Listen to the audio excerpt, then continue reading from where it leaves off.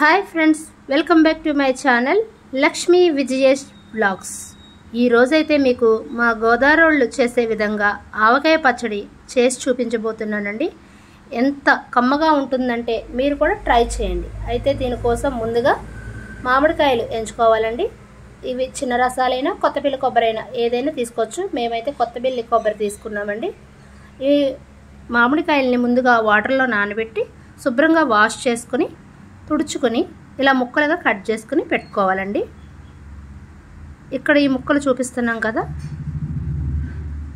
ఈ ముక్కలకి ఇక్కడ ఒక పొర అనేది ఉంటుంది, దాన్ని కూడా మంచిగా క్లీన్ చేసేసుకోవాలి. ఈ ముక్కలన్నీ కూడా కొంచెం ఆరబెట్టుకుని ఫ్యాన్ గాల్లో ఒక డబ్బా ఒక కొలతతో మనం ఇవన్నీ కొలుచుకోవాలి. ఇవి కేజీ లెక్కల్లో అయితే 4 కేజీల ముక్కలండి. మన ఆవాలు ఒక 1/2 కేజీ చిన్న ఆవాలు, 1/2 కేజీ పెద్ద ఆవాలు ఇలా ఎండలో ఎండబెట్టుకోవాలి. ఈ ఎండబెట్టుకున్న ఆవాల్ని మనం మిక్సీ పట్టుకుందాం. వెల్లుల్లిపాయలు కూడా రెమ్మలు ఒలుచుకొని ఎండబెట్టుకోవాలి. ఈ ఆవాల్ని మిక్సీ పట్టుకున్నాం కదా, 50 గ్రాములు మెంతులు కూడా మిక్సీ పట్టుకుని 50 గ్రాములు అయితే అలా మనం వేసేసుకోవాలి మిక్సీ పట్టకుండా. సాల్ట్ వచ్చేసి 1/2 కేజీ సాల్ట్ వేసుకోవాలి.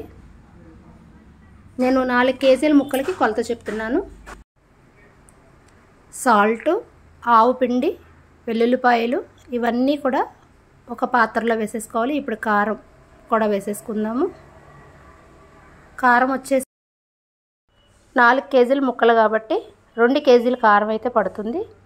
ఒక 1/2 కిలో మనం తగ్గించినా పర్వాలేదు. స్పైసీనెస్ తక్కువ తినేవాళ్ళు ఒక 1/2 కిలో తగ్గించుకోవచ్చు. కారంగా కావాలన్న వాళ్ళు 2 కిలోల కారం పట్టేస్తుంది. ఇవన్నీ కూడా ఒక పాత్రలో వేసుకుని కలుపుకుందాం. ఆవాల పొడి, వెల్లుల్లిపాయలు, కారం, సాల్ట్ ఇవన్నీ కూడా ఒక పాత్రలో వేసేసుకొని మనం ఒక బౌల్ తీసుకుని అందులో మనం ముక్కలు ఏమైతే కట్ చేసుకున్నామో అందులో కూడా ఆయిల్ వేసుకుని ఇప్పుడు మనం పచ్చడి ఈ బకెట్లో పెట్టబోతున్నాం. అందులో కూడా కొంచెం ఆయిల్ అనేది వేసుకుందాం. పప్పు నూనె 3 కేజీస్ వరకు పడుతుంది. అయితే ఇప్పుడు ఈ ముక్కలు ఆయిల్లో కలిపిన ముక్కలు, ఈ కారం, ఆవాల పొడి ఇవన్నీ కలుపుకొని పెట్టుకున్నాం కదా, అందులో ఆయిల్ తడిపిన ముక్కలు వేసుకుని ఈ కారము ఇవన్నీ పట్టే విధంగా కలుపుకొని మనం ఎందులో అయితే పచ్చడి స్టోర్ చేయాలనుకుంటున్నామో, మన జాడీ అయితే జాడీ, లేదంటే ఇది పెరుగు బకెట్ అండి, ఇందులో వేస్తున్నాను నేను. అప్పుడు మనకి ఈ కారం, ఉప్పు ఇవన్నీ కూడా ఈ ముక్కలకు పడుతుంది. ప్రాసెస్ చూసారు కదా. ఈ చిన్న ఒక బౌల్లో ఆయిల్ వేసుకుని ఈ ముక్కలు అనేవి అందులో తడిపి ఇందులో వేసుకోవాలి.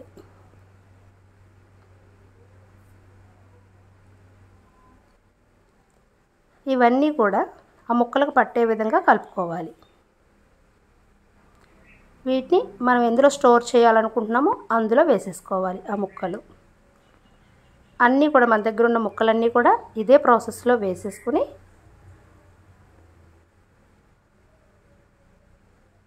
స్టీల్ వాటిల్లో గట్రా పెట్టకూడదు పచ్చడి అనేది, జాడి లేదంటే ఇలాంటి పెరుగు బకెట్లు దొరుకుతాయి మనకి, అందులో స్టోర్ చేసుకుంటే మనకి 1 ఇయర్ అయినా అలా నిల్వ ఉంటుందండి. టప్పర్వేర్ బాక్సుల్లో కూడా పెట్టుకోవచ్చు. ఆయిల్ కూడా వేసేసుకోవాలి. మనం 3 కేజీస్ పప్పు నూనె అయితే తీసుకున్నాము. ఒక 2 కిలోలు ఇప్పుడు కలిపేసుకుని మనం అలాగా పెట్టేసుకుంటే పక్కన 3 డేస్కి మనం దాన్ని మళ్ళీ ఉప్పు గట్ట సరిపోయిందో లేదో చూసుకోవాలి. 3 డేస్ అలా మూత పెట్టేసి ఉంచేయాలి. ఇంకొక కేజీ మనం 3వ రోజు కలిపిన రోజున ఆ కేజీ ఆయిల్ కూడా వేసేసుకుని సాల్ట్ గట్ట సరిపోయిందో లేదో ఆ రోజు చూసుకోవాలి. ఈ ముక్కలైతే మొత్తం ఇక్కడ ఏ విధంగా అయితే చూపిస్తున్నామో అలా చేసి పెట్టుకోవాలి.